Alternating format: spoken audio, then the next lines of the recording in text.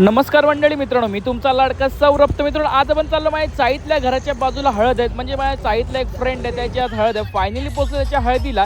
तर मित्रांनो, हे माझ्या घरासमोरच मंडप टाकला होता आणि बाजूलाच माझा मित्र राहतो. तर मित्रांनो, फायनली हा आहे आपला समीर चाळकी, ह्याचीच आहे आजची हळद आणि आज आपण ह्याच्यात हळदीत धमाल मस्ती करणार आहे. तर हे बघा, हे सगळे आपले मित्र आहेत आणि आपल्या बँजो पार्टीतले साथीदार. तर फोटो वगैरे काढून झाल्यानंतर नवरदेवाला घेतला आपण सगळ्यांनी नाचण्यासाठी आणि आपल्या आवडीचं म्हणजे राजूदानाचं गाणं लावलं आणि नाचायला केली सुरुवात. नाचता नाचता कोणाच्या तरी पायाला लागून इकडे नारळ पडला होता, तो उचलून साईडला ठेवला आणि पाय पडले. कोणाला काही होऊ दे नको, चला नाचूया, जल्लोष करूया, धमाल मस्ती करूया. तर मित्रांनो, मी नाचत असताना दरवेळेला काहीतरी ढिंचॅक करायची मला सवय असते, म्हणून हे बघा ढिंचॅक माझा गॉगलला कसा नाचवतोय. नाचत एका साईडला समीरच्या फॅमिलीतले नाचत होते आणि समोर डीजेचा सेटअप लावला होता. तर त्यानंतर मित्रांनो, आपल्या रमा दादाला, विकी दादाला, अतुल दादाला सगळ्यांना घेतलं नाचण्यासाठी. त्यांच्यासोबत धमाल मस्ती केली, खूप मजा झाली त्यांच्यासोबत नाचून. मित्रांनो, हे बघा नाच. तर मित्रांनो, सम्याची हळद आणि रमा दादा नाचला नाही तर हळद पूर्णच होणार नाही. तर त्यानंतर मित्रांनो, आपल्या मित्राचा बर्थडे होता, म्हणजे अनिकेत मळेकर याचा बर्थडे होता. त्याचा सगळ्यांनी मिळून बर्थडे साजरा केला. रमा दादा आणि सगळ्या मित्रांनी त्याला केक भरवला आणि हा मित्राचा मुलगा होता, त्याला नाचायला घेत होतो, तो काय नाचायला आला नाही. तर मित्रांनो, हळद संपली, व्लॉग करूया इथे एंड. जर व्हिडिओ आवडला असेल जास्तीत जास्त शेअर करा, लाईक आणि फॉलो करा. बाय.